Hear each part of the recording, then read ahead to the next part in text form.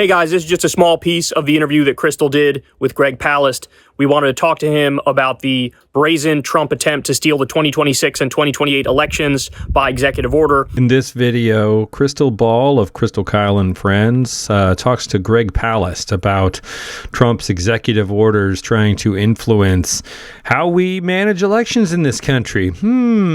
Sound like a wannabe dictator to you? Anyway, I think these folks do a great job. I'm a big fan of Kyle Kalinske. I'm a big fan of Krystal Ball. I think they do a good job of getting right to the point. Greg Palast knows what he's talking about. Why don't we take a look at this together? I'll have some thoughts, and then I want to know what you think in the comments. Greg Palast, welcome back. Great to have you. Glad to be with you again, Krystal.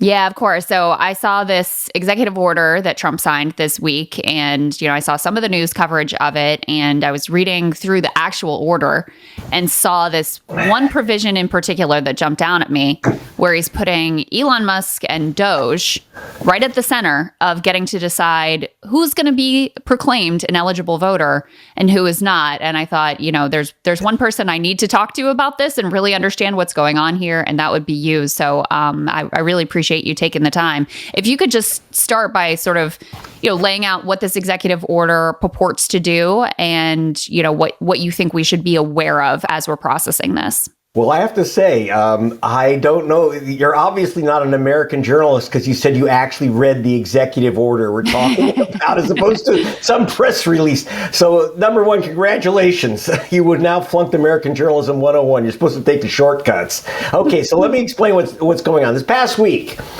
Donald J. Trump, the putative president of the United States, issued an executive order which on voting. Now, and if you go to, by the way, to gregpalast.com, you can see my full write-up on this. But it's an omnibus of horrors. It's Jim Crow on steroids, computerized and artificially intelligized. So what happens here is that Trump is giving, number one, it says that all states' voter files, including all your personal information, will be available to the Doge administrator. Some of you know him as Elon Musk. And so Musk is now going to have access to all our voter files. Now, what are the specific dangers? Now, this order, the main purpose of the order is to stop aliens from voting in our elections. Now, I've been to many polling stations. I've never seen a Martian. I've never seen someone from Istanbul vote in our elections. And in fact, remember, Trump was president once before. I mean, you may have forgotten. But he was in for 4 years, and he and his vote fraud hunting czar, Chris Kobach, spent 4 intensive years looking for one illegal alien voter. Now, they're claiming they're 3 to 5 million. Now, remember, if you're an illegal voter, you've registered to vote, you show up to vote, you ask for a ballot, you give an address. I mean, if there are 3 to 5 million illegal voters, excuse me, you can't find 3? So right. This whole order is meant to stop alien voters. Well, look, aliens, if you're not an American, don't vote in our elections. Okay, that's simple. And if you do, I hope you get caught and go to prison. It's a 10-year sentence, then you get deported. That's why people don't do it. And so here's the problem, that within that bill, for example, it is going to allow secretaries of state, that is those political hacks that run our elections in each state. We're one of the only nations outside of Russia that lets partisan politicians run our elections.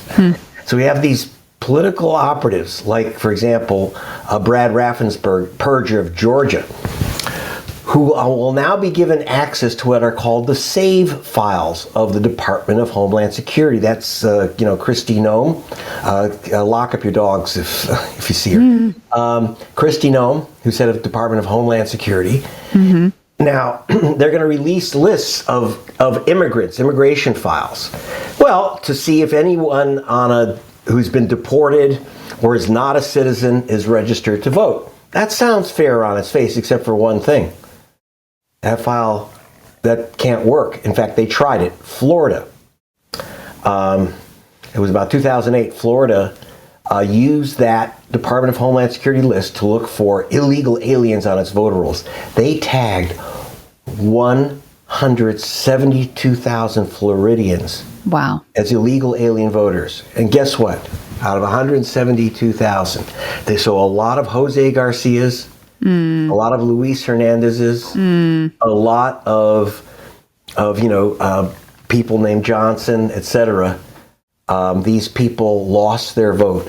The only way they could get their vote back was take a day out, go to a federal court, and prove that they are who they are. So you had easily over 100,000 voters lose their vote. And by the way, how many illegal aliens did they catch? I have to say, they did. One. An Austrian Republican. No, it wasn't Arnold. So one, but 172,000 people lost their vote, and people wonder, how did Florida suddenly go from voting twice for Obama to going red? Well, take a look at what they do to the voter rolls. Right. I mean, Trump's assertion is that the elections are rigged. But if the elections are rigged, then why didn't Kamala Harris win? Right? Why did he win? The answer is, of course, that they are trying to rig the elections. That's autocracies like Hungary. They maintain the illusion of elections. They still hold it. Vladimir Putin still holds elections. But there's no doubt as to the outcome. They're not free and fair. They're rigged. And it's just a crowd control. The reason why bother? The reason you continue to have elections is you want people to think that they still have a choice when they don't. There. So so they're going to take what the Florida disaster. When I say disaster for Americans, not a disaster for the GOP, because I know it was successful. It's successful because of the people that they were able to block from voting, and you can even see the pictures of some of these people. That's just one of the horror shows in this business. The other, you can ask some questions. Otherwise, I'll continue to go on and on with this horror show. Yeah, well, I actually want you to continue to go on with what else is in this, because, part of the challenge of assessing this Trump administration is so much of what they do is illegal. I mean, it's just, they do what they want and then let the courts try to come in after the fact and do their best to clean it up. They openly defy court orders. My understanding is, so one of the provisions of this executive order is requiring everyone to not just attest that they're citizens, which is already a requirement, but to provide certain proof, things like your passport, that you are, in fact, a citizen and eligible voter. And my understanding of the law is that Congress has passed a law, the National Voter Registration Act, also known as the Motor Voter Law, that sets those requirements. And so to do that, to add an additional requirement on top of that, is actually illegal.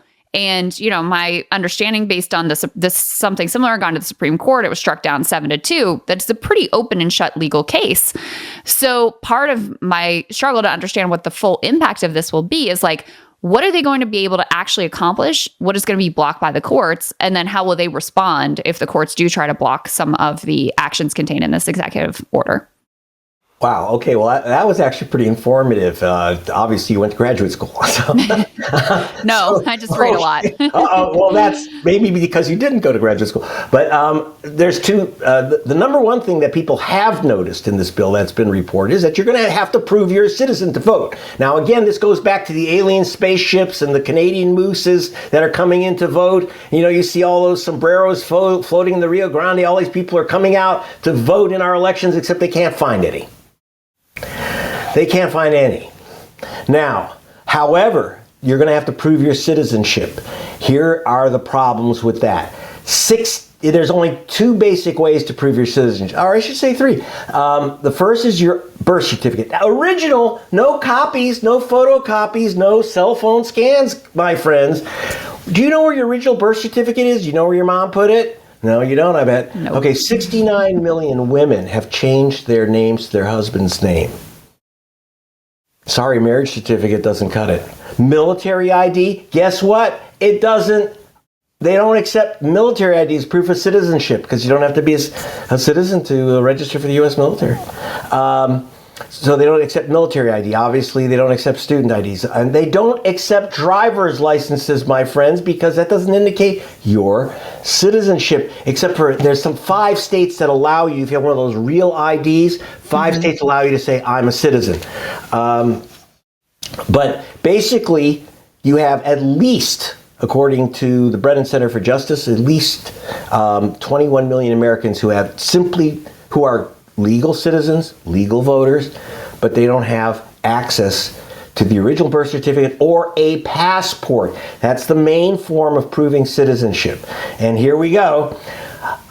First of all, only 43% of white people have passports, but they like the fact that only 34, 1 out of 3 black people have passports. Okay, so they know what they're doing by making ID ethnically imbalanced, to put it in the most polite manner. Let's call it Jim Crow and shafting black people out of their votes. So you're talking about an attack on women. You're talking about an attack on black voters. You're talking about, and by the way, also naturalization papers would work. But then you've got this show me your papers issue in the Hispanic community. So this proof of citizenship business, now it was tried again. It was tried once before. Chris Kobach, who is Donald Trump's great vote fraud hunter. He is now Attorney General of Kansas. But when he was Secretary of State there, he changed the state voter registration form to require proof of citizenship. 32,000 or maybe 36, anyway, 30-some thousand voters were blocked from registering. Chris Kobach, this by the way, he's the Heritage Fellow on Immigration for Project 2025. Chris Kobach goes to the federal court and admits to a federal judge that he blocked 30,000 plus voters. Not one, he admitted not one was an alien voter. Everyone was a legal voter. But he said, oh, what's the big deal? We're just asking for this requirement to maintain the integrity of the system. Well, when you remove 30,000 voters, and by the way, they weren't just any voters. They were concentrated in 2 groups. One was students at University of Kansas Lawrence. And in other words, voters of color, which is blue. The other was a big group at the Air Force Base in Kansas. So you had we have a black military these days, if you may have taken notice, and you had a lot of black Air Force officers who are not allowed to vote again because military ID doesn't count. A lot of these people had moved from other areas and didn't have the original birth certificate. They lost. So we had American military officers blocked by the GOP in voting. So we've seen this before. And I'll just throw in one other thing. When you said it looks like it's unconstitutional, you betcha. Now, so don't rely on Greg Palast. I spoke with Professor Barbara Arnwine. She was adjunct at Columbia University Law School and also the head of the Lawyers Committee for Civil Rights Under Law. She's probably the most important voting rights scholar in America. And she just said, this is a direct violation of the 10th Amendment. You're correct, in the Constitution. Now, you all remember the 10th Amendment, which said that only the Congress, not the president, may set the terms for federal elections. So it's a direct violation of the 10th Amendment. Then I spoke to Gerald Griggs. He's the president of the NAACP of Georgia. And he was saying this is also like an in-your-face violation of the Voting Rights Act. I know the Voting Rights Act and the National Voter Registration Act, I know these are fancy terms to throw around, but that's what protects our vote. And it's a direct violation in the face of these laws. So one of the things, so again, you're talking about a direct constitutional violation of the Voting Rights Act, and this demand for citizenship, and they know who's going to be hit by this. Yep.